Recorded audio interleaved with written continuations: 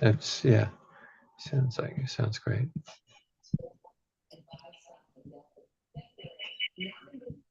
Okay. If you're not speaking, make sure you're muted, please. We're going to start the recording. We're going to start the meeting.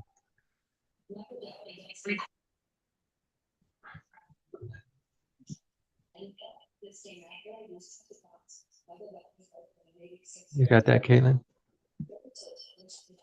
Alex, you are now co-host.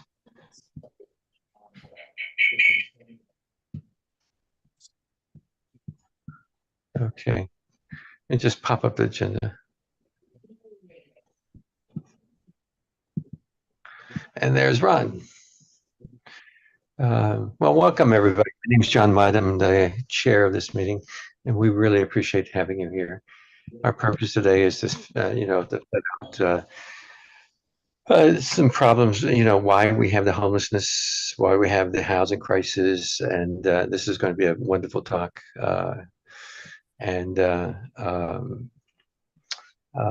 This week we're going to be, today we're going to be speaking with Ron Shiffman and also going to be speaking with Jazmine Kerr of the New Economy. Ron Shiffman is going to speak about his proposals and about how to craft a real housing plan, perhaps. Some special introductions.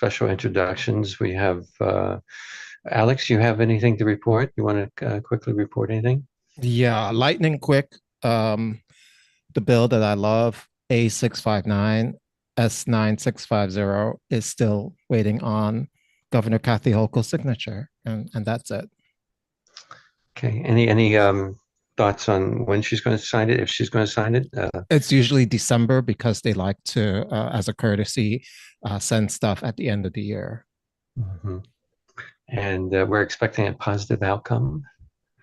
Yeah, fingers crossed, but she hasn't really indicated any opposition to it. Thank you. Okay. Let's see. Rochelle, you wanna give a quick updates on what's going on with Main Chance? Well, I'm very sad to say that Main Chance has been shut down by the city on the 23rd of June. And this was despite the advocacy by many, including this group today, and a very strong statement that was sent by, I think it was 6 of our public officials in support of keeping it open, and that it was providing very good services over many years to the poorest population in Lower Manhattan, really. 3 meals a day, a chance to come in out of the cold or the heat at night and have respite on a chair for the night, and also a pathway for the individuals to get into the shelter system and work toward getting a voucher or getting into supportive housing. So at any rate, that's the situation. Now you've had quite a track record too. It's a shame. I'm really sorry to hear this. We appreciate working with you. We appreciate we've from our farming projects, we donated food, and I could always rely on them. For anyone to get someone in off the streets on the weekends, 24/7, basically. And there's not too many places like that. And are there any? We have the 24/7. I'll ask that. I know people. They're starting to dismantle the Bellevue, I think, right? Or they have? Yes, I think that the Bellevue intake and shelter is going to be, I believe it's still open, but it's going to be transferred to even Lower Manhattan very shortly. I'll let you know what the date is. I did see it. Manhattan does still have 3 drop-in shelters left. Well, they're not shelters, drop-in centers left. And I can send you the list of them as well.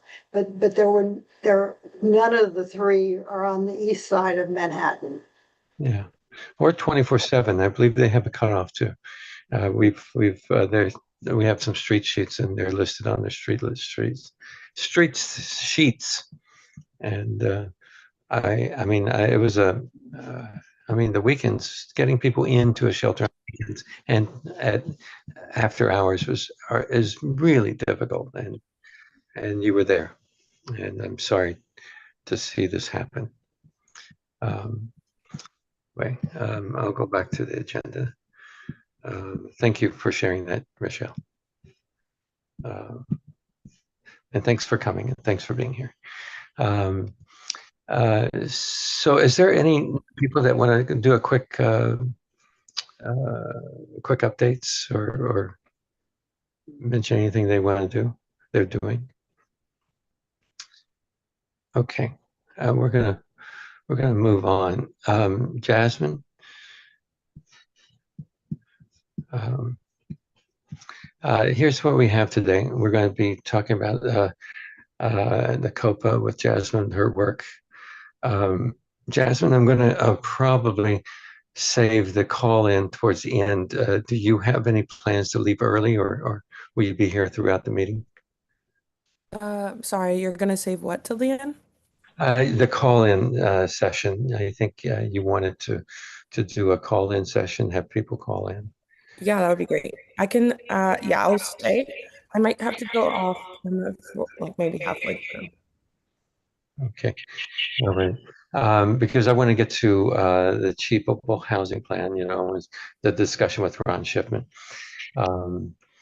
I hope everybody, took a look at the mayor's plan and took a look at all of Ron's work. He's put a lot of information into, with his papers. He worked very hard on that. I think, Jazmine, would you like to do a quick overview of what you're doing? And Absolutely. before we get to Ron. Yeah, John, I just want you to know that I have to jump off at 11 for the other meeting. Yeah. I realized that actually. I saw that email. That's why I wanted to save the call in towards the end. Jazmine, go ahead. All right. I just want to say good morning and also that I'm joined by my colleague Elena. If you want to say hey for a sec. Hi, everyone. My name is Elena. I'm a staff attorney at New Economy Project, but just here to support. Okay, nice to have you. Yeah. So my name is Jazz. I'm a policy fellow at New Economy Project. And when I joined, I was deep in the throes of COPA. And I heard that everyone on this committee has been really helpful and supportive. So I heard that Katie had given an update maybe in January when COPA had passed but gotten vetoed. So the good news is COPA has been reintroduced. It's now Intro 905. And we have enough votes to pass the bill, but we're hoping to get a date on the calendar and for Julie Menon to call it for a vote. We're pressuring for those 2 things the most immediately. So our main targets are the chair of the Housing Committee, Brenda Sanchez, and obviously Julie Menon. We're still facing opposition from the real estate lobby, but as long as we're telling the truth and keeping a positive outlook, those are our main rebuttals, and that strategy's been working really well. And so the points that we're sticking to are that COPA applies to a small strategic universe of distressed buildings and buildings with expiring regulatory agreements. So those are the buildings where the tenants are most at risk of being displaced. And another piece of the bill that was pretty contentious was saying oh, will you allow us to give our building to a grandson or a family member? And the answer is yes. The last main update is that there are amendments made to the bill. So the reintroduction actually helped strengthen COPA in the end. So that strategic universe of buildings is something that we are hoping to scale and strategize around as COPA is introduced. It can be expanded, and Council Member Sandy Nurse has worked tirelessly to involve every relevant stakeholder and ensure that the intentions that COPA was written with are still central to the bill. So we're still having community land trusts, nonprofits, and those buildings under expiring affordability present in meaningful ways. I'm happy to repeat anything, pause for questions, and Alina, if there's anything you want to add. I know I took all the points. Great. Any questions for Jazz? You like to go by Jazz or Jazmine? I go by Jazz. Thank you for asking. I like that. Any questions for Jazz? Okay. And those are the points that you mentioned are the biggest points raised, right? I've heard those points often. I've heard that it's going to take away. And one point I've heard is going to take them longer to sell it. Going to cause problems in offering on the markets and getting it sold when they need to. You've heard that, I'm sure. Yeah, there's always this question about like the timing, but realistically, it's an opportunity. It's not a deterrent. Like you're still able to sell your building. There are off ramps, you know? And I think Sandy also had a question, but Elena, I'm gonna allow you to jump in if you, yeah. Yeah, just to add, I mean, I think that's exactly right, Jazz, but just to add, we always hear a lot of sort of sky is falling rhetoric from the opposition. This is going to upturn the market, et cetera, et cetera. But we really don't have to speculate about COPA because we can look to places like San Francisco that has a similarly hot housing market and has had COPA now since 2019.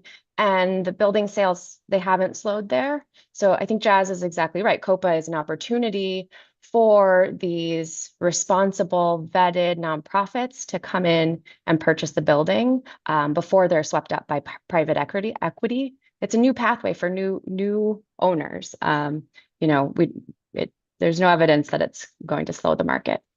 Yeah, I'll be right with you, Sandy. I know it's the purpose. I know what the purpose was, is to prevent private equity from buying it up. But there are some fears that, like, say, a true single building owner who may be struggling. You know how they tax a lot of the smaller buildings and so forth, and they overburden the small building owner in order to force them to sell. And I think that's the purpose of it. So there's a lot of fears that it's a way of taking away property from maybe a single building owner or a small business owner. We COPA is not COPA has a clause where it allows you to kind of like be exempt if you have a hardship. So basically if you're they're like we've taken that heavily into account. I think Alina knows the specific language of the bill, but yeah, that's not. Cool. Yeah, and there are no forced sales in COPA. So there's no taking buildings from anyone. It only kicks in when a landlord decides they want to sell the building. It's this small strategic universe, as Jazz said. So it excludes any building with three or fewer units. So only 4-unit plus buildings could be COPA eligible. And if the owner lives in that building, it has to be 6 units or more.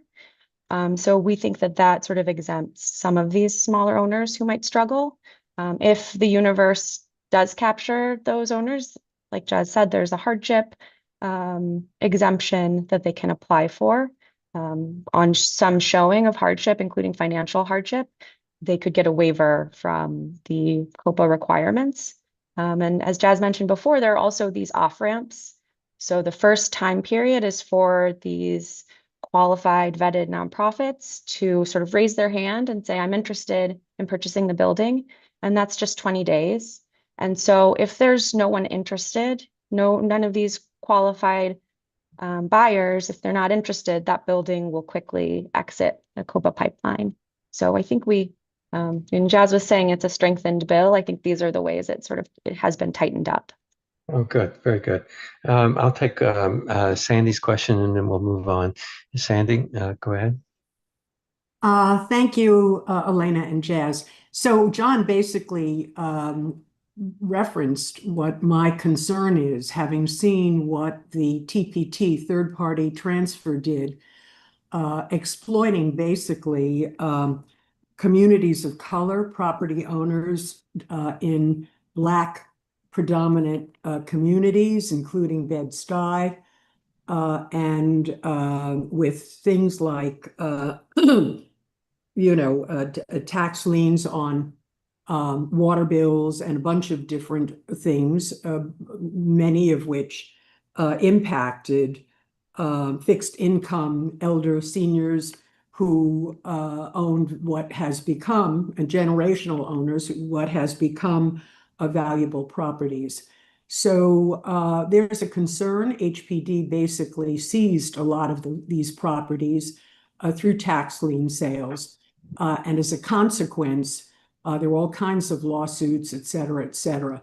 And I'm really concerned about the revitalizing of this abhorrent process. So how does one thing, and I think you addressed it somewhat, Elena, how does one thing conceivably impact the other?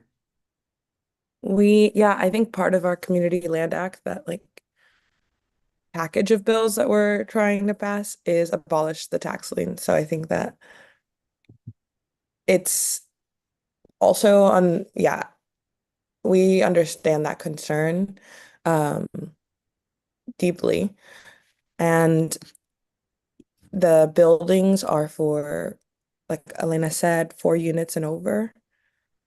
And so it's less about single or double family homes.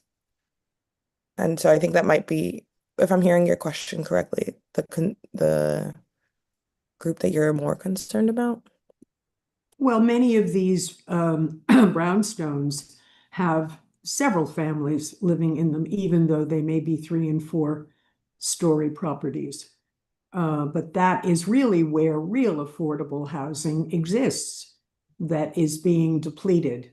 And the incentives to demolish these buildings with all of the additional incentives in Mamdani's plans, et cetera, is just one more additional invitation for development. So it's, all part and parcel of the same overriding concern that I have, watching communities around me be eviscerated. So thank you. I don't want to take up any more time. Thank you. Actually, Well, can I just jump in just really quickly, because I want to just underscore again that there are no forced sales in COPA. So there's no seizing of land. It's very separate from how TPT works. So if a building would be COPA eligible, it's 4 units or more, or if the owner lives in it, it's 6 or more, and then falls under one of the categories, like an expiring regulatory agreement keeping the rents affordable, or it has physical distress. If that building is eligible, it only triggers COPA if the landlord decides that they want to sell. So that would be a decision totally up to the landlord. If they don't want to sell, COPA is not involved. And the landlord also, is able to set the price terms. So there's no sort of seizing of property or forced sales. And I think we hear your concerns, and we see COPA as a tool to help community members stay in their community by keeping rents affordable. We see buildings flipping and rents increasing after every flip. And the buildings, they're changing hands between these big faceless owners, one to the next, sometimes, year after year. And that could be an opportunity for intervention, for a responsible owner to come in. Maybe they're partnering with a community land trust who could work with the tenants to keep our communities in place. appreciate that, Elena. I do. I know that's what you've intended for the bill to do. I know the work your new economy has been put in. And I'm really grateful that I've been on that ride with you and periodically. And I think Ron, you had a Well, Jazz wanted to say something. oh, okay, Jazz. I'm sorry. Unmute, Jazz. Here we go. Yes, I just wanted to name that I put in the chat a one pager that could potentially help. It explains COPA pretty well, and it's 2 pages actually, even though it's named a one pager.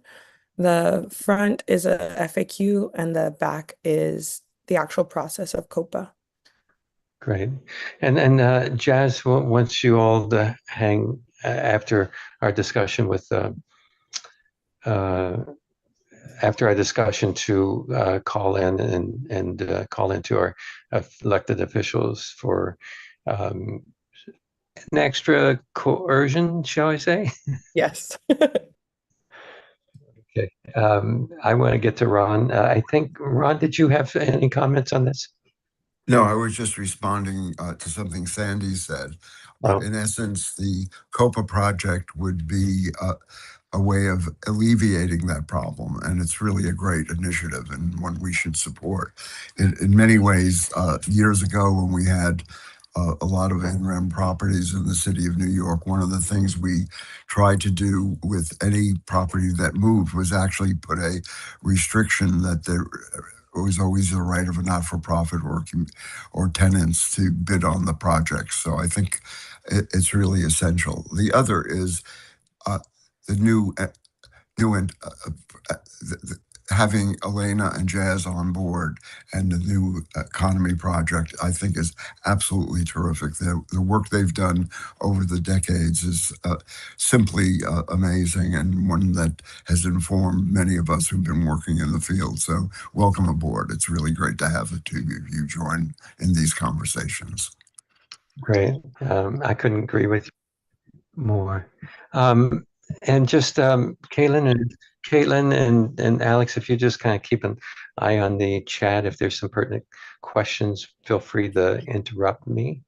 Ron, with that, Ron, I'm going to bring you. I have a question for Ron. Sure. You had mentioned NREM. Do you want to quickly say to the audience what that is? Oh, NREM is where the city can take an action against the property if the property owner has not paid their taxes or has abused the property in any other way. So it's an action against the property, not against the individual. Thank you. In the 70s and 80s, New York City acquired a tremendous amount of NREM properties in the city of New York and developed a variety of programs to bring them back to life, many of which were really initiated by community-based organizations, informed by organizations like the New Economy Project and others, and led to really the revitalization of the city. The members of the Association of Neighborhood Housing Developers, Urban Homestead Assistance Board, and the Community Service Society, as well as us at the Pratt Center, really played a key role in that period of time. And a lot of the community-based organizations that exist in the city of New York grew out of that effort to take over.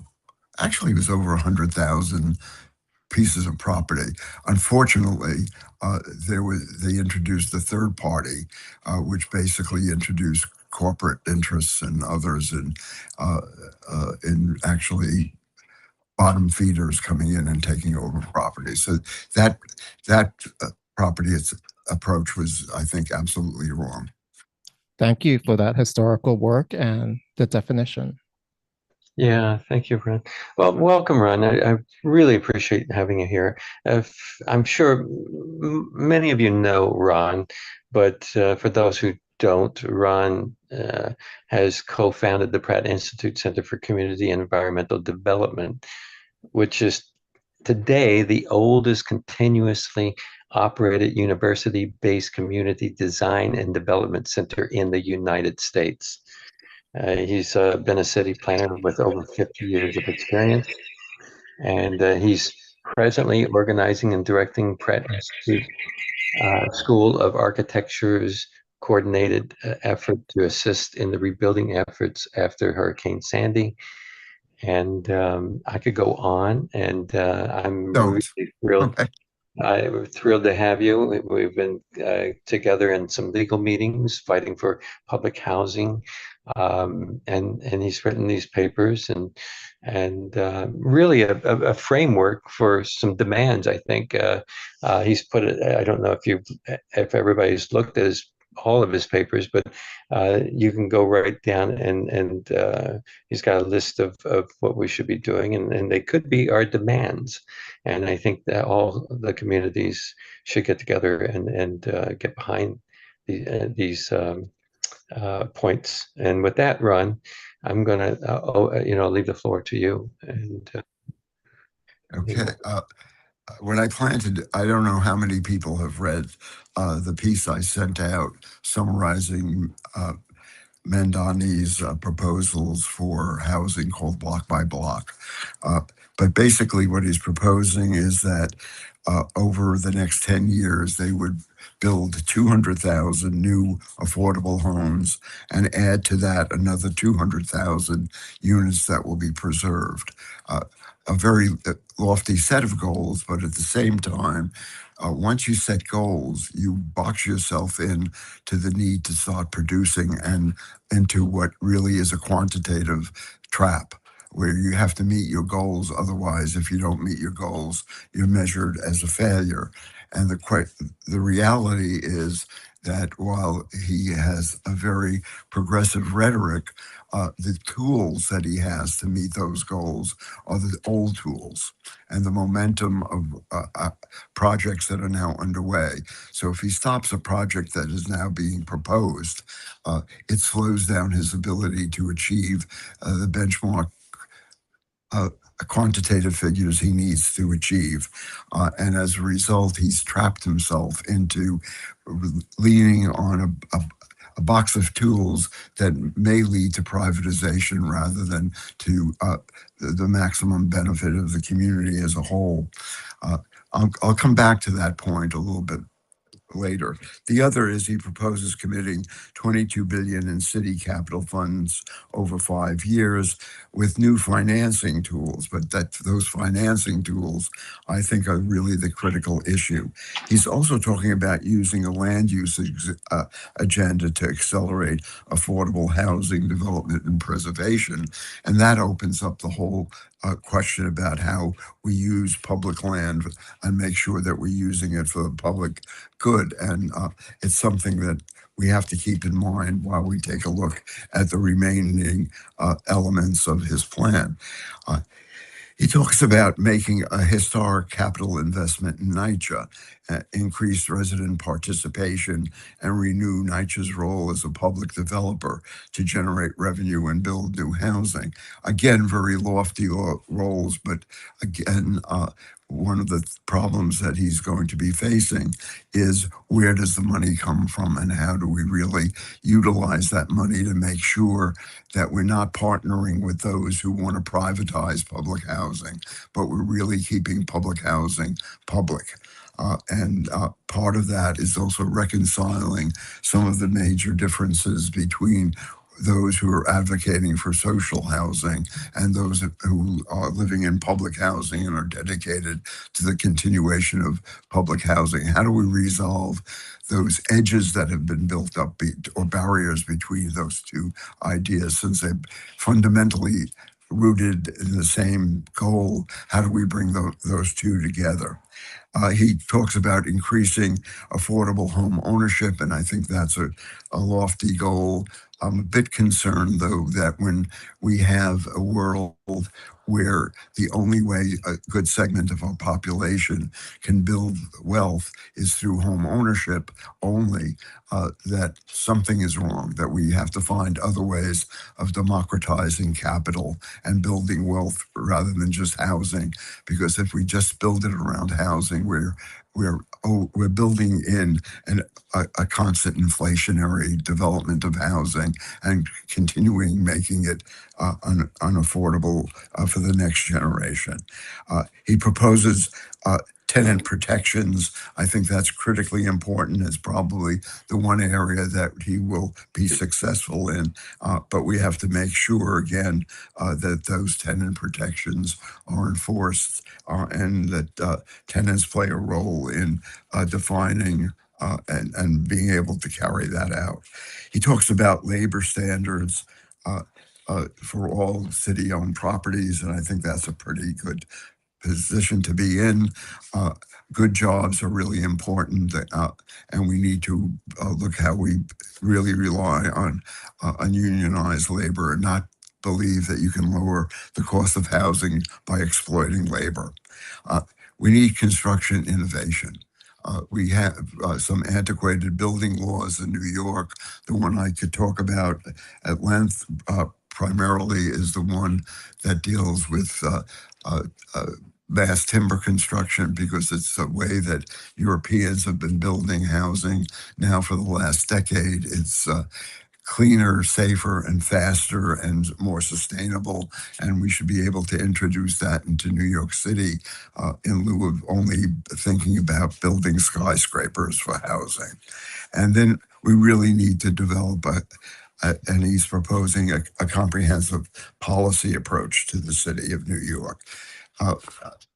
We do need a plan for the city, and we need to see how we can build that plan upon the locally initiated plans that many of the community-based organizations have developed over the last decades. But we need to look at mechanisms by doing that. A group that I know Caitlin's involved in, and Eve Barron and my wife and a number of others have proposed a methodology of really beginning to do a master plan for the city of New York that really isn't the master's plan, but the community's plan that really bubbles up from the base and creates some universal goals for the city. My major questions about what is going on in the Mandani approach is that he raises concern about achieving social housing goals, but the city relies too much on the private sector delivery instead of strong public sector accountability, ownership, and democratic oversight. And that comes about because the amounts of money that we have available for housing since the Reagan years on the federal level has basically and almost entirely cut out the federal government from the production of more and more housing. The state has some limited programs, and we use them to the maximum extent possible, but it's insufficient to meet the demand that we have on the local level. And so as a result, what we've been doing is developing mechanisms by which we begin to blend public resources with private resources, but they're controlled by the private sector. And that community public partnership really has been exploited over the years and gives us even programs that I myself advocated with Paul Davidoff and others in the early 70s of inclusionary housing, were basically designed to create economic and racially integrated housing. Today is used as a financing tool. And when you do create 80-20 housing or 70-30 housing, we always talk about the 20 to 30% that's affordable, but the reality is that 70 to 80% is luxury housing. And the city of New York isn't 80% people of wealth. The average income of New Yorkers is much lower. And if we were really to truly meet the need of New York City, we need to build housing that meets the need of every quadrant, every 25% of our population, from the lowest population to working class and unionized labor population that is in the city. So we have to really look at how do we really infuse and pump more money into housing so so that it remains affordable in the city of New York, and that we don't use tools which, for better or worse, in order to build our affordable housing, also promotes gentrification of our neighborhoods. And sometimes gentrification isn't bad, but what really is bad is the displacement of people, jobs, and culture. And you want to make sure that you really avoid doing that. And so how do we use public ownership of land really becomes a critical issue. On July 16th, I've been asked by a group, Public Space for the Public Good, to basically moderate a panel which will be discussing it, and we've got some really good people scheduled to come on board. John Leha from the fight along the Brooklyn waterfront, Elizabeth Yampier from Sunset Park, and her initiative, defeating a private initiative to rebuild part of the Sunset Park waterfront into what is now known as the GRID, a green resilient industrial district that's bringing in both new ideas about how to work with industry jointly with the community, how to create more and more jobs, and at the same time exploring means of democratizing capital to make sure that any public investment provides a public return. And so those are issues that we're beginning to look at.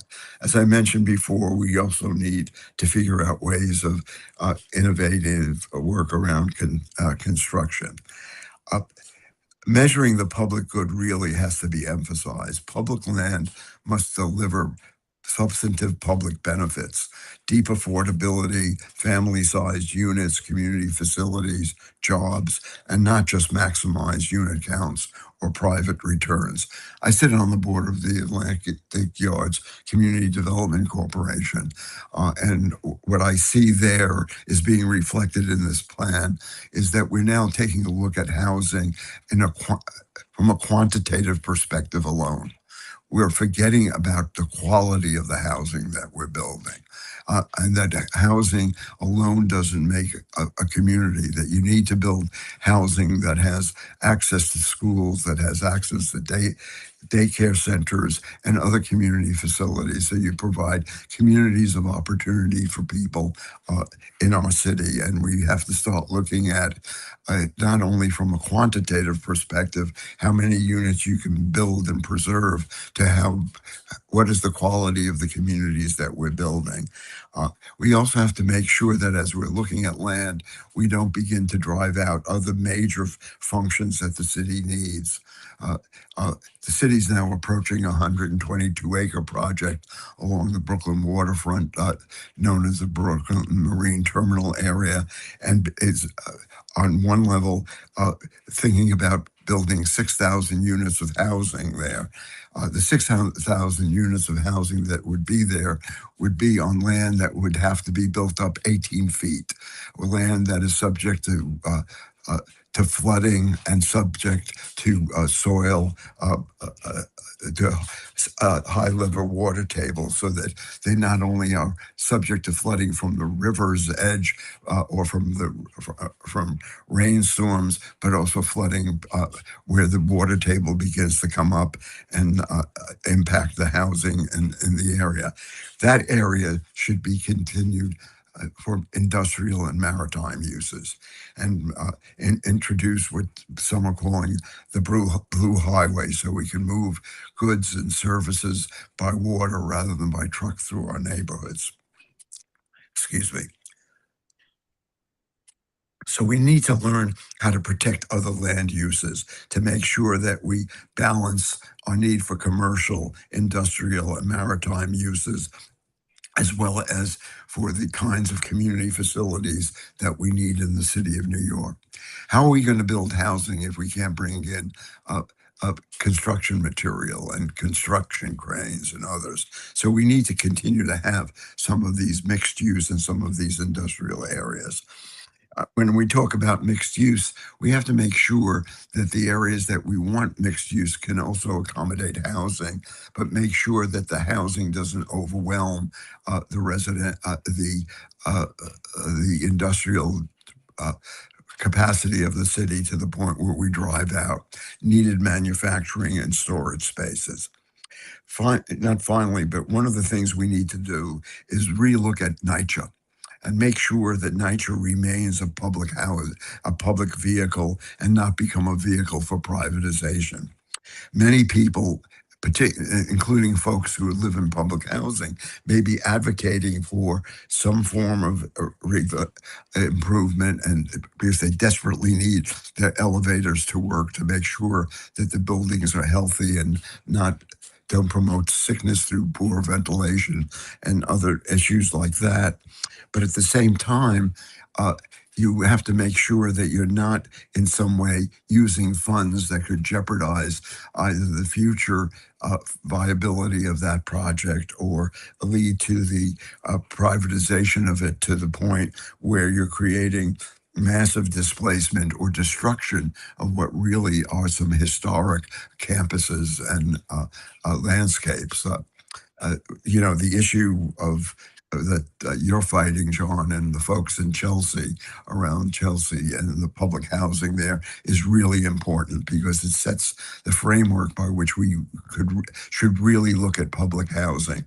My fear with the present administration is that the momentum that was started under the previous administration is needed in order for them to quantify their results, but it sets in principle really surrendering what is public housing to the private sector, and it really needs to be looked at.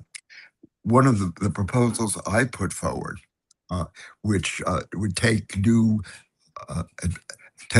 would require both state and local action, as well as private sector action, is to look at how we can really leverage whatever resources we have and concentrate it on public housing.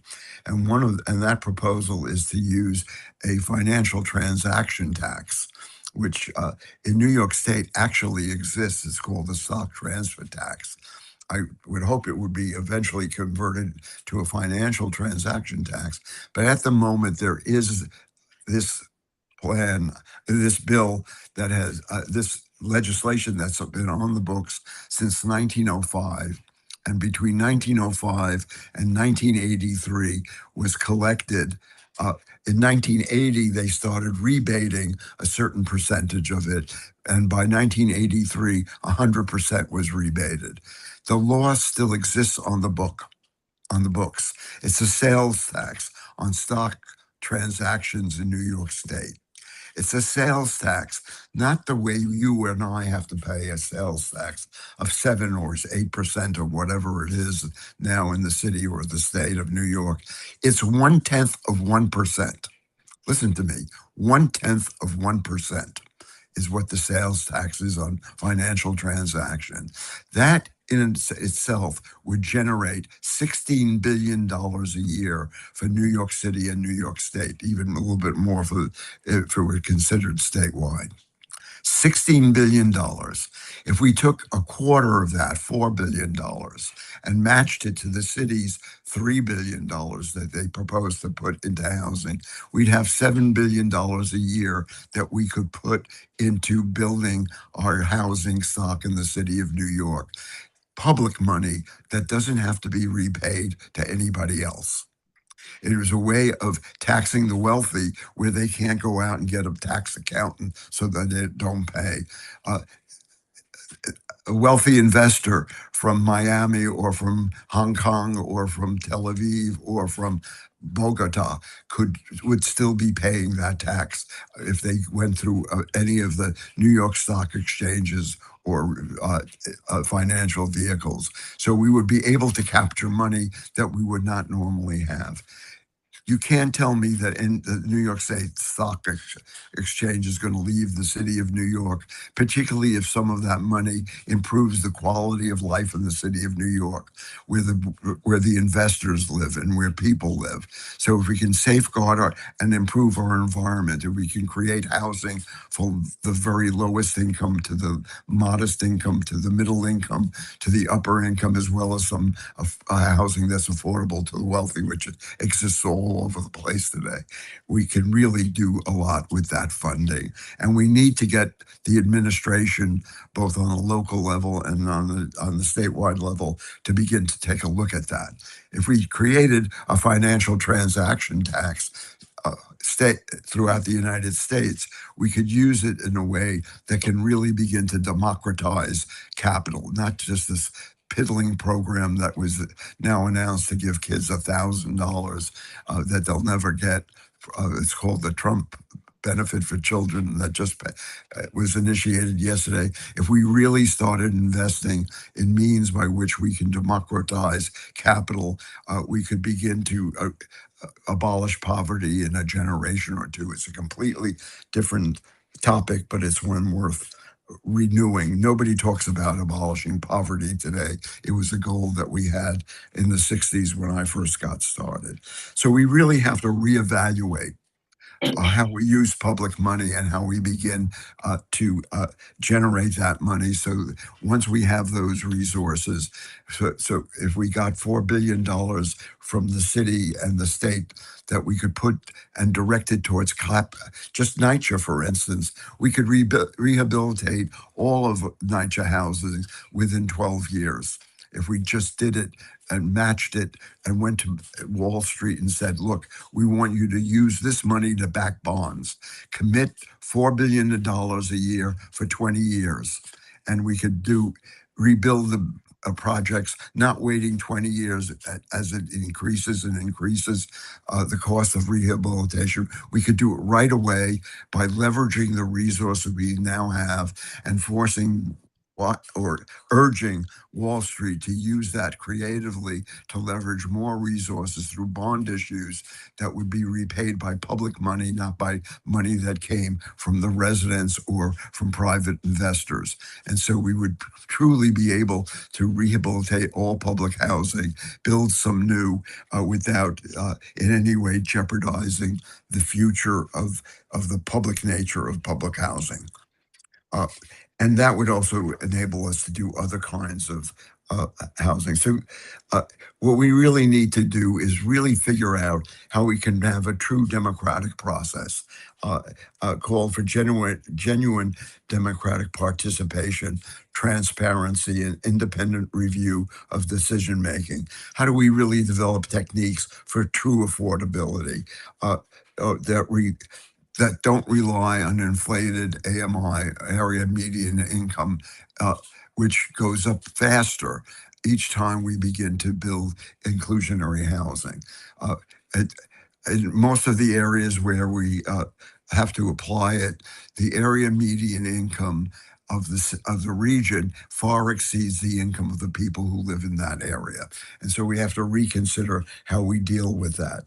We have to look at construction innovation as a public benefit rather than as a private, as a private way of generating income. And I can go on that we really have to develop a universal social housing program, a permanent social housing finance system that really builds housing over a long period of time that benefits everybody and creates integrated and socially accountable housing. I can go on, but I really think that what we need to do is hold sacrosanct the following principles. We need permanent and public community ownership.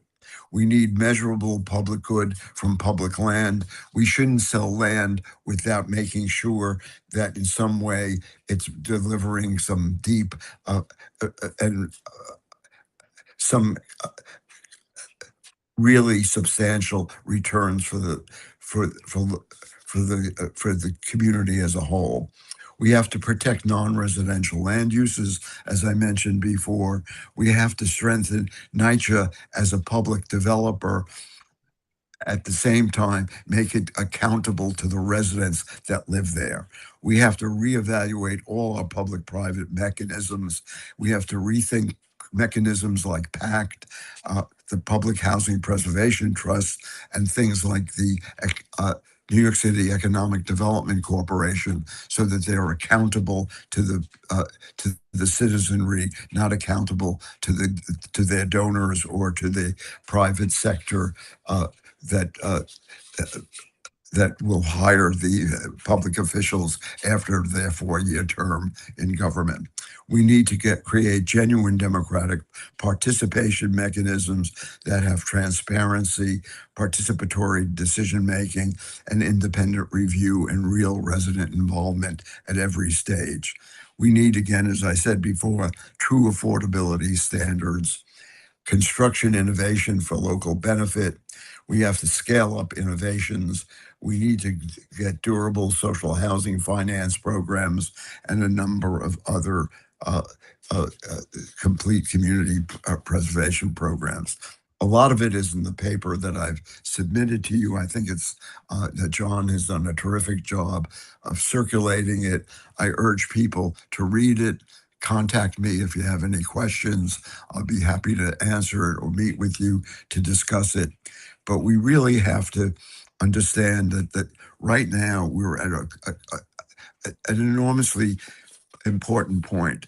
This administration is now 6 months old. It has inherited a whole set of programs from the past that have been primarily built on what really is a private sector dependent system. We have to substitute that so that it is really a true public-private partnership where the public sector gets everything it invests in it. Whenever we dispose of city land, whether it's street or air rights or even where we allow it to be used for a certain period of time, we need to get a clear return on that investment in social, economic, and in community building terms. So we really need to be able to hold this mayor, who has a terrific rhetoric and a terrific commitment, I believe, to social good and social democracy, that we really have to have him develop the mechanisms by which he can really accomplish those goals. So it's important for us to organize, to respect what he's saying, but to fight for what we believe the way of achieving his goals can be truly a democratic process. So I think I'll stop there because I can ramble for hours, but I'd rather respond to any questions people may have. Sure, that's great, Ron. I really appreciate your in-depth analysis. Yeah, I don't see any hands. I'm gonna start with a few. Don, there's a hand from Carol. Hi. Okay, great. I have a question. This financial transaction tax sounds like a really good idea. Are there places that are doing that already that can be held up as an example? Yeah, well, first of all, we could hold it up as an example that between 1905 and 1983, New York State and New York City built its college system. It built a 5-year free tuition system, both on the state level, a 5-borough university system in New York City. It did quite a bit of work in New York City in honing and building the subway system. We did tremendous amounts with those resources in that period of time. The bill still exists in the United States, and let me be clear about it. It exists in New York State. The state just forgives it each year. All we have to do is take away that forgiveness.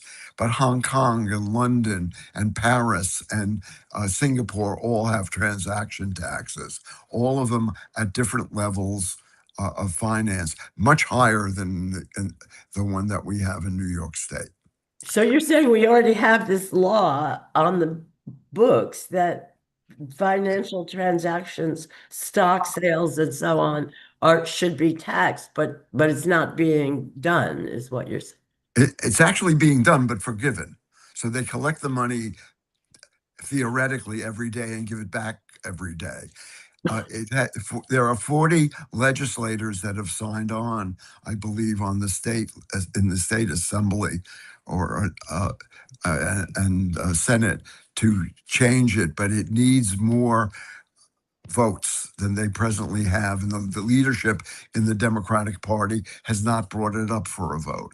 And Mandani, when he was an assemblyman, did not support it or overtly support it. I don't know if he was against it. But we need to have them address it. I put together a memo that I'd be willing to share with anybody that basically addresses the arguments against using it.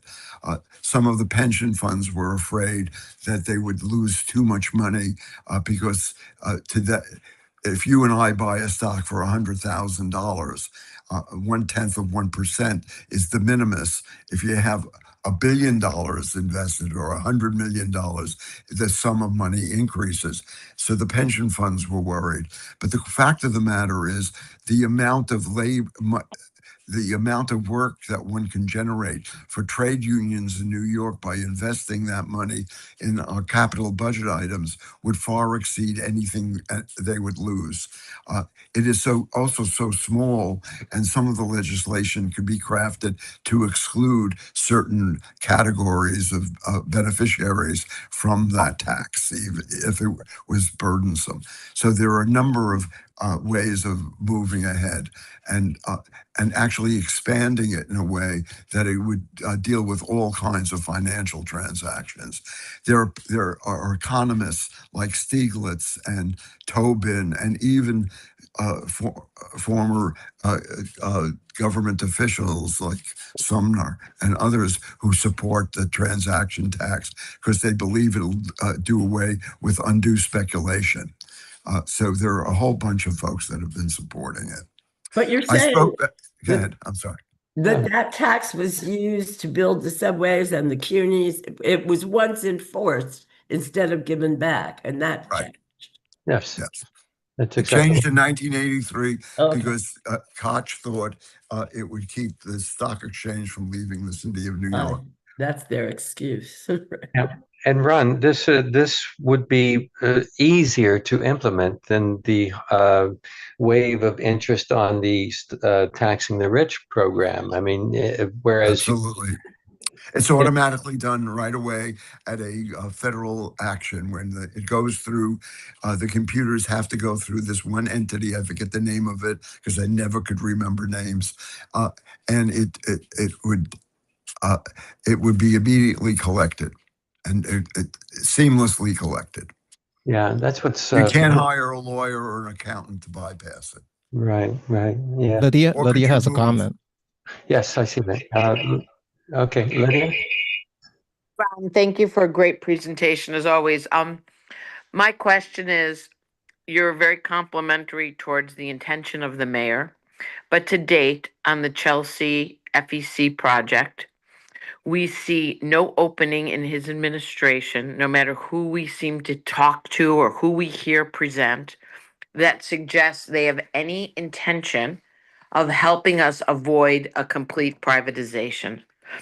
And I'm really struggling with, I think there's so much complete agreement with everything you say. And then the question is, what is the political organizing mechanism that can make this a reality? We have a social democrat mayor, and we're still coming up against wall after wall. So what the hell is going on? And who in that administration might be open to helping us? First of all, I think you're absolutely right. And my point is not to attack what the mayor's rhetoric is, but to attack the mayor for not living up to his rhetoric. Okay? And this is one great example of why when he announced that he wanted 200,000 units of housing built and 200,000 units of housing preserved, he's trapped himself the same way that de Blasio did, because he needs to produce those and the benchmark for it. So that in order to do that, he can't stop things that are already in motion because it'll look like he's against housing. Well, we have to tell him that that's bullshit, that in order to do what he wants to get done, he's got to stop using techniques that will destroy housing, that will in the long run hinder affordability for residents, that will displace people, and that are contrary to what he's telling us he wants to accomplish. So we've really got to put the mirror up to show him, and that they reflecting that their administration's activity of taking the momentum of the past and continuing it is really needs to come to a halt, and they have to rethink it in a substantial way and begin to get other resources to accomplish their goal, rather than thinking that the only way to do it is to partner with the people who've gotten us into the situation that we're facing today. So I couldn't agree with you more. It's just a rhetorical perspective that I have here, that we have to fight him with his own words. Yeah. And the administration with those words. Not only did he continue their policies, but he hired their people, which is what I find so undiscussed in the discourse. He took the Adams administration people and swept them into his, and he seems to have no, self-awareness about what that would mean. So I'm just wondering if you have any idea where the weak links might be and what we might, who or what, or which part of his administration we might approach first. I think Thank one of you them again. is to not to approach some of the people he hired from the Adams administration and begin to hold them accountable, and to begin to demand that they rethink what they were doing.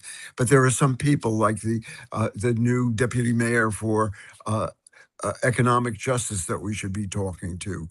We should be talking to the new head of the city planning department and the corporation and others, and begin to try to create a debate within the administration.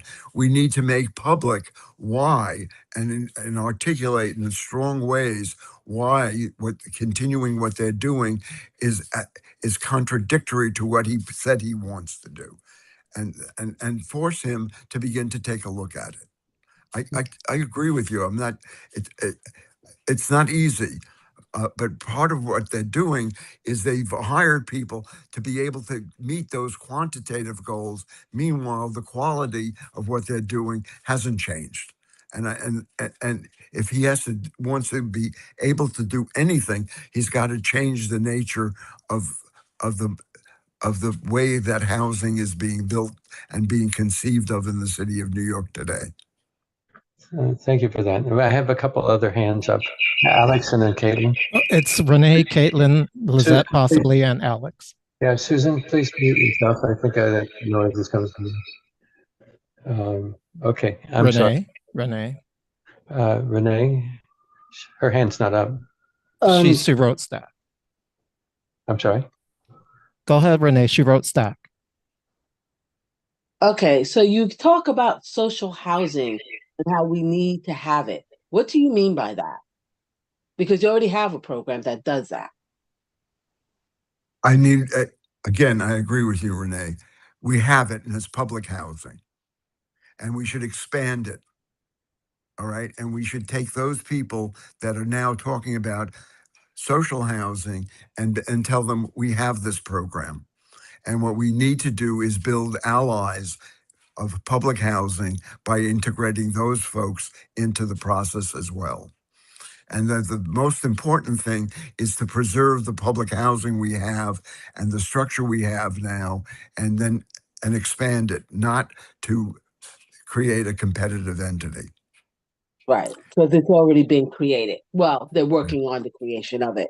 Yeah. So we also have to say, when we say that, it's also adding Section 9 into it, because absolutely, that's the fundamental framework for it. Somewhere else. So it's very important, the words that we use, and I continually say this, because we're talking about social housing, we have to be more specific, and then we also have to add in the Section 9 that's already there. So that's also important in this conversation. That's really important, that amendment you're making, and I think it's right. Okay. All right. And that's what I meant by actually getting a dialogue between the two and coming up with a united front around what presently exists. Yeah. Thank you. Thank you for that, Renee. Thank you, Ron. Alex and then Caitlin. Caitlin. Okay, Caitlin, go ahead. Oh, okay. Ron, first, thank you. Really appreciate your reframe. I really appreciate how you went through the block by block plan and just kind of pulled out this analysis of thinking about what a public interest test would be for Mamdani's plan. And I'd love to talk more about this because I think I'm concerned, and I'm also, agreeing with what Renee said, because, what I love about what you've done in your work is you're critiquing the rhetoric that Mamdani is using. And yet I see the Mamdani administration actually appropriating the language that we use, right, for private interest ends. So for example, Leila Borzag talks about rebooting NYCHA's role as a public developer. And, also, I think you talk about how NYCHA should be strengthened as a public developer and steward of public housing. And so these are two coming from two different angles about what it means to be a public developer. And, when they talk about durable public finance tools, they're using the smart subordinate market rate revolving term loan and pact, right, as ways. They're using that language as ways of talking about public, a kind of public developer role. And the LIFT task force, which right, is about identifying city-owned land, which sounds like, okay, yes, we want to develop, affordable housing. But again, I know you critique affordable housing. We've all been critiquing this language of affordable housing. But when they're doing that, they're actually looking at public housing land, at NYCHA land. So I feel like this rhetoric is, mirroring each other, but it's meaning something really different. And so I guess I would love to talk about how do we get kind of deeper in a kind of critical way to really think about what a public interest test would be that would I think flip that narrative that they're using. I like how you talk about qualitative goals, about who benefits, who decides, who's preserved, what is lost. And yet I see here in Chelsea with the Fulton Elliott Chelsea struggle, to save homes from demolition, they're using the same language against us. So I would love to just think about how do we kind of reclaim that and get kind of deeper into, the way that you do in your report, but then also come up with some tools. Like what would a public interest tool look like? Anyway, I feel like there's so many ways to kind of think about these questions. I was also thinking about Vienna's social housing tools, right? Which were not private development tools. Like what are different models in addition to the stock transfer tax? Okay, I'll shut up, but thank you, Ron. Thanks for everything. I think, that, first of all, the stock transfer tax is a substitute for saying we have to get public financing that controls the development process rather than getting private money that controls the public discussion. And that's what we're doing now. And I think what's really important is to segregate each of those arguments that you talked about and confront the administration on why it is not meeting the words that's doing. By demolishing public housing and taking down trees and constricting the supply of housing in Chelsea is really a detriment and not a positive here. And so every one of the legal arguments has to become a public argument and using in public terms and addressing it that way. I think we have to challenge every time they use a term to incorrectly how that is being used incorrectly. It's not easy, but we're really going to have to get them to live up to the rhetoric, but to use clearly defined outcomes for each of those terms. Ron, can I just say it, just a follow up is like the city gave $1.5 billion to PACT in the city budget this year instead of to Section 9. So that's just an example. That's right. I want it to be rhetoric, but I don't feel like I feel like they're using the language, they're just doing it. I don't know that I But guess you I just just pointed worry. out that Yeah. that is, by putting it in pact, they're putting it in something that is not publicly accountable.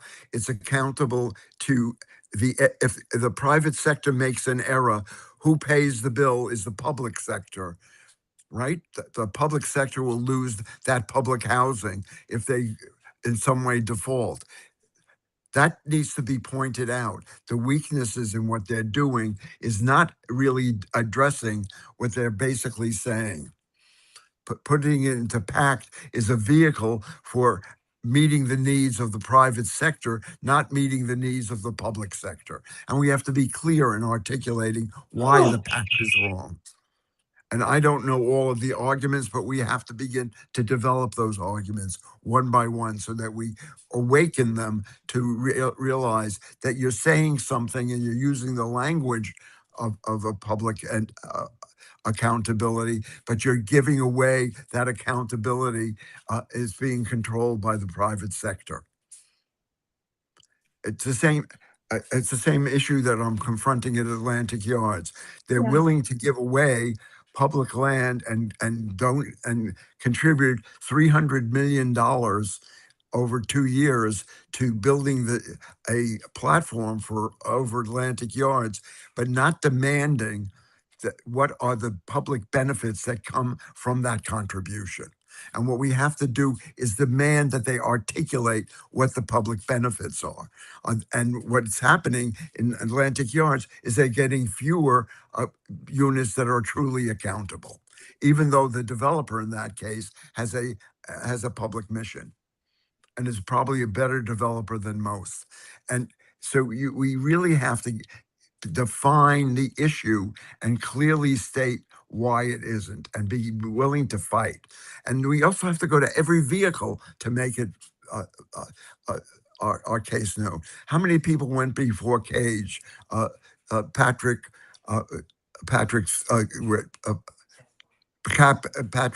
Gaspard's new commission, and really argue the case of public housing?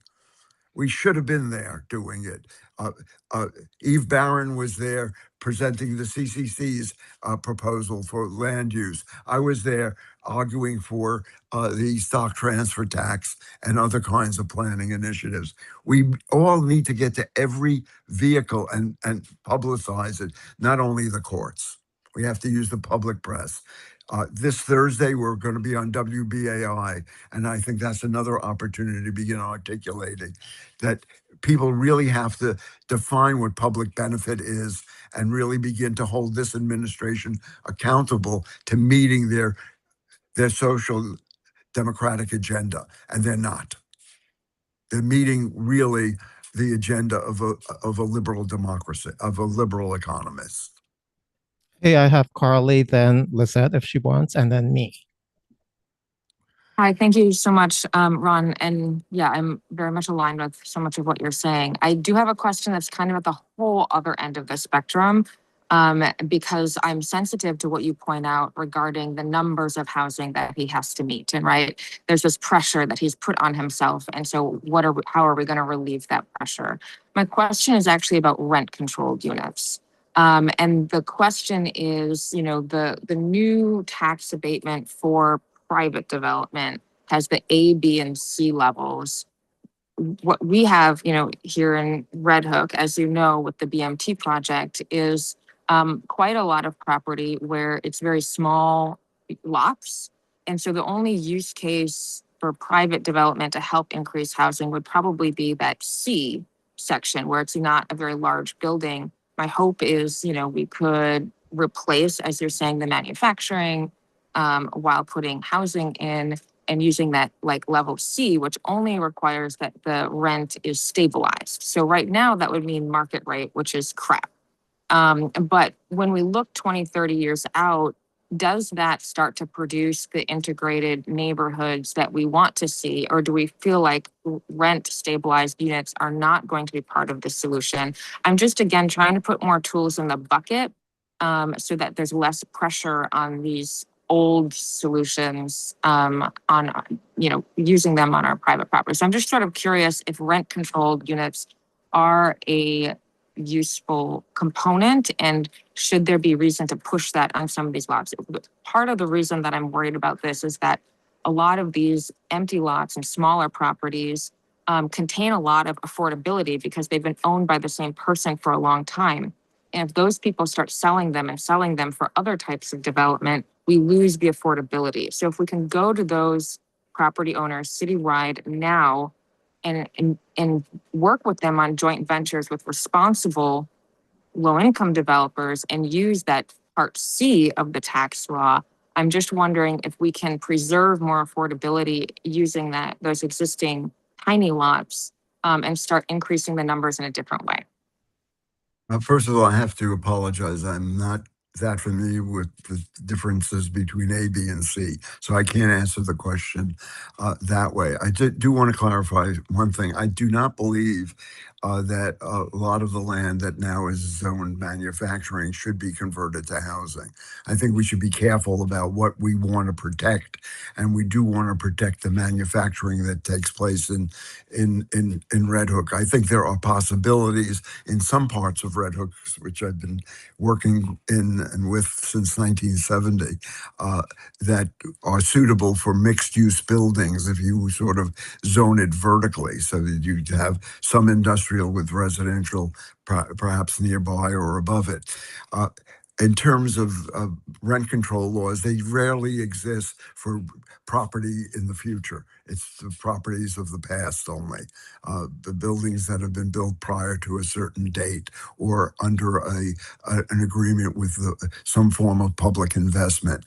I would hope eventually that we'd arrive at a point where we would put a reversionary interest in every public site so that whenever it is sold for profit, the public benefits either financially or programmatically. For instance, there's Site 5 opposite the Barclays Center in Brooklyn that is now private, will go to the private developer. That site goes for a certain amount of money. The arena itself went for a certain amount of money. The state gave it away to first a Russian billionaire, and then who sold to a Chinese billionaire who has made billions of dollars on the value of that stadium, literally made well over $1 billion on it. And the state got nothing. We should have reversionary interest in all public land. And to my mind, that's it. Also street beds and things of that sort, so that we can make sure that there's a public benefit that that accrues always to the public sector. And so, again, I think in your case, I would try to see whether or not, how do we partner the public with the private owners to make sure they're able to build infill housing, and maybe infill housing that has rent controls built into it, so that you can never sell it for a large profit, that you would maybe regain your investment, so that there's some form of a clause up on the resale provisions of that project. We tried to do that in the 70s, and all the housing turned over to community-based groups and cooperatives. Could we take a certain percentage of that, any profit that would go back into the public sector that would finance new public housing? One of the things that's wrong, I said it a bit earlier, is that our system of real estate builds in, since it's one of the only ways that people like myself, the only way we could build up wealth or capital was through the house that we own. But that creates inflation of housing, and the next generation cannot benefit the way my generation benefited. So somehow we have to provide other ways for low and moderate income people to gain wealth through the economy rather than just through housing. Thank you, Ron. I have Carol and me. Okay, Carol. I have to say, we need in addition to good arguments and a expanded megaphone to expose all of these things and to raise public awareness and make this part of the conversation in the city, we need all those things. I'm for it, but we need power.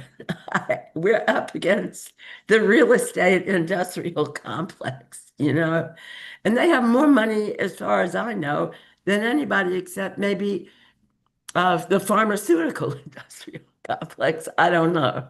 So we have to expand the megaphone, all of those things, but we need some way to leverage this that I don't think is part of what we're talking about now and should be. Carol, I think it's exactly what we're talking about, because Okay. if you publicize the issue, if more and more people understand the issues, and you're able to use them to organize people and knock on their doors and knock on their bodies and animate them to action, that's organizing. But you organize around the arguments, and you begin to go out neighborhood by neighborhood. The folks out in Red Hook have been doing it.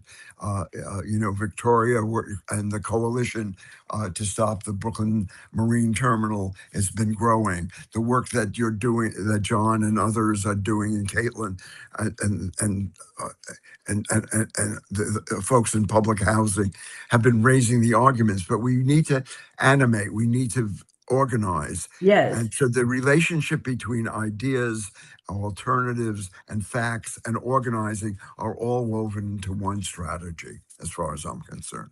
So what we're talking about here today, and by talking to you and writing and trying to get on WBAI and hopefully other venues, is really to spread the word and to put leverage and to help organizing and build a movement that gets truly a progressive housing agenda on the books.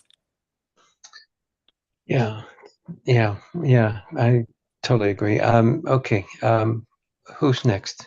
Well, me, I've but got 6 more minutes. If there was something else that we had to do, then I will yield. If not, I'll ask my question.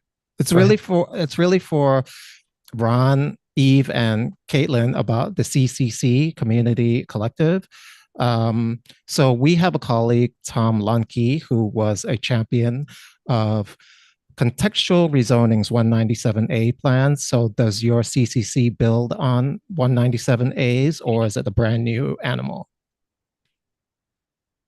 Hi, I'm Eve. I think I can answer that for you. And I'm familiar with Tom Lunke and his work and his activism.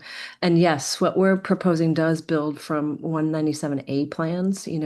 For those who aren't familiar, that's a portion of the charter that was adopted after the 1989 Charter Revision Commission. And it was really an opportunity for communities to do their own comprehensive neighborhood-based planning. Yet it was never funded. It's an unfunded mandate, and the charter does not provide for implementation guarantees. So what we've proposed in the white paper that I put in the chat was a combination of comprehensive planning framework that spells out citywide policies and goals, can tackle things like climate change, comprehensive land use purposes like Ron was talking about with, preserving manufacturing, but building on community-based 197A plans and other plans, frankly, like the grid that Ron referenced in Sunset Park. It's a community-based plan that didn't go through a community board, so it's not technically a 197A plan, but it is a well-documented, well-supported community plan that redirects resources in a very publicly accountable way. So under what we're proposing, a plan like that would be incorporated into the city's planning framework. Thank you, Eve. Everyone is Sure. 10:55 right now. And Eve, where are you at besides proposing it? And who's aboard on this? Where are we at? Well, we've circulated a white paper among the deputy mayors. We've testified at, as Ron mentioned, at the COJ Charter Commission on Government Efficiency hearing. We're in conversations with other groups, other coalitions that are working on this, like ANHD. So, we're in the past, we had gotten a lot of support from different elected officials. We're not at that stage of advocacy right now, but getting sign-on support, yeah. Yeah, that requires a lot of labor, as you know. Going back to some of the points that were made, it does require critical mass. I mean, they're really ignoring us completely. And so this is a question. Okay, so they're bent on paying attention to the donor class, ignoring us. So we know what you said about Ron, about the points and everything and pulling it together. Even with the critical mass, I mean, you've seen the massive rallies out there. Maybe some aren't making the right demands, but you've seen the ongoing rallies even over the genocide. So, and they still ignore us. So where do you see, this is a long-term battle, of course, to get them to even bend slightly. So taking in that, what, all these tools you're talking about, all these points you're making, and we have to do their job, basically. We have to show them their way. So what do we do? But I mean, that's a lot of work. Okay, so where do you see? Just don't give up. You just can't give up. That's all. But I have to leave in about 2 minutes. So okay. One quick question, Ron. You mentioned the antiquated building, the European method and our method. Can you define that a little bit more? I think you ran through that. Well, they've developed this thing called mass timber, which is a composite wood product that is very fire retardant, that is very light and is made out of sustainable materials. And mass timber can now be produced in various different places upstate, floated into New York City, and could actually be built in a number of areas. The foundation work and the platform work, if you're building over something, is much lighter, so it can go up faster. It can be produced. They're not shoe boxes that you stack on each other. They're components, but they're modular components. So it could reduce the cost of construction by allowing the assemblage of the building and the construction of the building to move faster than it would otherwise. And one of the major costs of housing is the interim financing, the cost of carrying the property between the point in time that it's vacant till the point in time that it's occupied. If you can consolidate that, you can consolidate the costs of construction considerably. Because it's during that time that the interest where the banks make money is the highest. So if the cost of construction alone is about 4 or 5%, the cost of the construction loans are about 18% or about 3% times higher. So that's where costs build up. And so you can keep paying labor what they should be being paid, but by using this, you can also reduce some of the costs by developing it in factories that can make utilization of the blue highway system to float it down from Albany, New York to Sunset Park in Brooklyn, and then assemble it on the properties themselves. The material lends itself to building over places like Atlantic Yards, but also interim sites that may fit between 3 or 4 buildings in Red Hook, or in Sunset Park, or in Borum Hill. Mm-hmm. Okay, great. Thanks for that. I really have to go to the other meeting, but thank you very much for having me, and I hope I made sense and wasn't too repetitive. Thank you, Ron. See you at the meeting. Care. All right. Thanks so much. And remove pen here. Okay, we have Jazmine. Are you still here? I'm still here. Okay. That was a really great presentation. Yeah, yeah. So Jasmine's has an action for us to do, but there is a few announcements. I think, Natasha, you have a film that's if you haven't seen it in the chat, Natasha, you want to mention your Sure, yes. My name is Natasha Florentino. I'm the director of A Home Worth Fighting For, the fight to stop the demolition and privatization of public housing in Chelsea. It's a 40-minute film. I designed it to be used as an educational and organizing tool. It's going to be screening tonight in Astoria. This is the first time the film will screen in Queens, and we're bringing together various groups together to have a discussion on the future of public housing. Renee Kitt, the resident leader and president of Elliott Chelsea Houses, will be there to speak after the film, as well as myself and some other NYCHA leaders as well. So the flyer is in the chat right now. If you're interested in joining, please RSVP, and if it's full, just come anyway, because a lot of people RSVP and don't always show up. So I encourage you all to come if you haven't seen the film yet. Yeah, it brings up very humanistic. It brings out the human side of things and what people are up against. And we really appreciate your film. Thanks, Natasha, for all your hard work. And then, of course, we have the webinar that's coming up. One quick announcement before Jazz. So tomorrow, July 8th, is the 10-year anniversary of Midtown South Community Council's YouTube channel. Please go to YouTube and subscribe. We did not meet our goal of 300 subscribers because we're really focused on public housing. But hey, c'est la vie. So go to YouTube and type in the search bar, Midtown South Community Council, and please subscribe. Thank you. Oh, thanks, Alex. Alex, you want to speak to the coming webinar? John's here too. We haven't heard from John. Yeah. John. John, where are you? Out for coffee? John? He could be multitasking. Yeah. Okay. Alex, you want to speak to that? No, I'm not I'm kind of discombobulated mentally. Okay. But I do want to share a job opening. The job you have to apply before July 22nd, and it pays a living wage. So I'm going to put the link into the chat right now. Okay, great. Thanks, Alex. Okay, Jazmine, we want to get on the phones, right? We want to get on the phones and push these folks to support the COPA, right?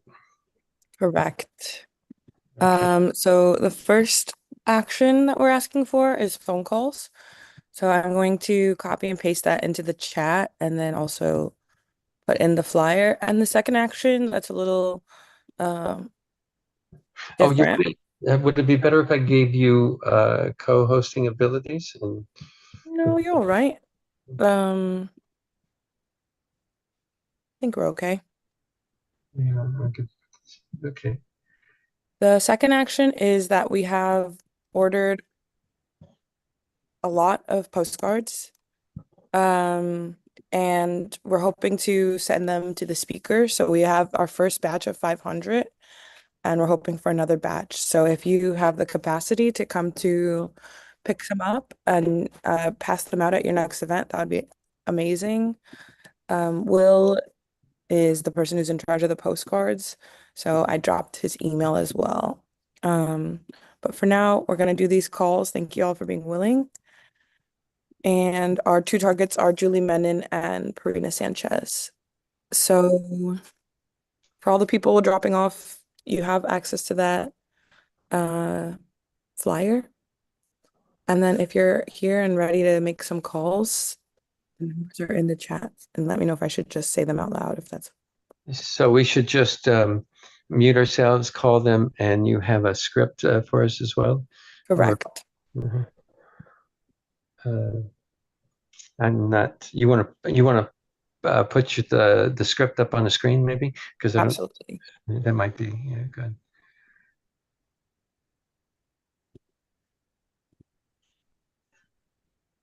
Okay, nice. Okay. And you can follow this, make it your own a little bit, right? And yes, please tell them, make it sound like we're not robots. Yeah, and the point is to have them support the COPA, and we can kind of take a quick read here. And go ahead, Jazmine. You lead us.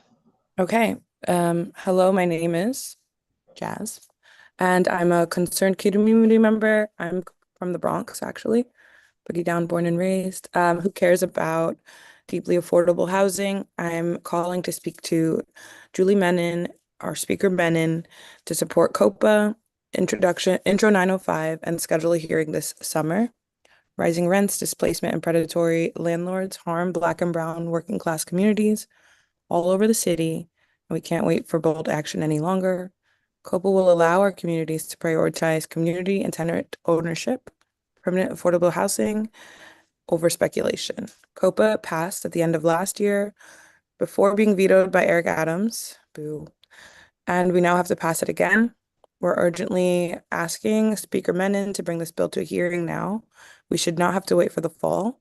And the reason is that we're being told, oh, the summer is here. We're waiting for the fall for our hearing, but we've been told this before, and they're kind of using that as a tactic to keep pushing it back. So that's why we're really trying to urge it ASAP. And we can certainly email them too. Okay, shall we get on phones and mute ourselves? And you have Julie Menon, and what's the other person you said? Councilman. Yes. Sanchez is the housing chair. Okay, so. And I see Caitlin's on. Thank you, Caitlin. Okay, so let's, all right, I'm going to mute myself.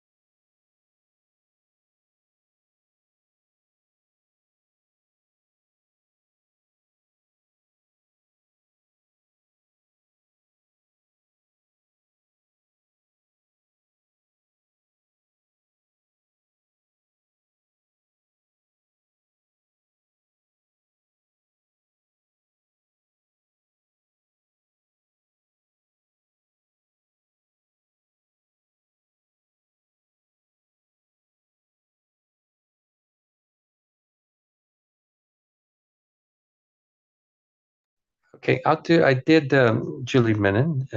I'm going to do the other one, and I'll do some emailing. And I appreciate you Yeah. and us all taking a moment out and doing this. Sometimes we get off the meeting and we we Yeah, I get busy. so this is good that you've stayed with us and Yeah. went through this little calling session. And I I just hope wanted to everybody else say, benefited. Go yeah, ahead. I just wanted to thank you all for having me. Um, I know you're used to Katie, but it was great to meet everyone here and like learn so much. So yeah, thank you. Yeah, cool. And this, of course, I'll just send this out in the recap. Everybody else did well with the call? Thank you so much, Jazz. Thanks for bringing us to action. Yes. And with that, Jazz, you can kind of drop the script now. I realized that you had it up. I was trying to figure out how to drop that. And anytime you want the space, Jazmine, you're more than welcome. Okay. Announcements or anything else. So feel free to do that. And we look forward to hearing back from Katie LaSalle too. I know she's vacationing, right? Yes, I'm so happy for her to be on the beach. But yeah, I will definitely be dropping by again. This was a great space and it was so cool to learn. Yeah, okay. And with that, we're going to conclude the meeting. We're about 11 minutes over, and we appreciate you guys hanging in there. And we'll see you next month, the first Tuesday of every month. We're here, so we hope to have you all back again, and for more updates, for more great discussions. And with that, I'll say good night. Goodbye. Good night. Right.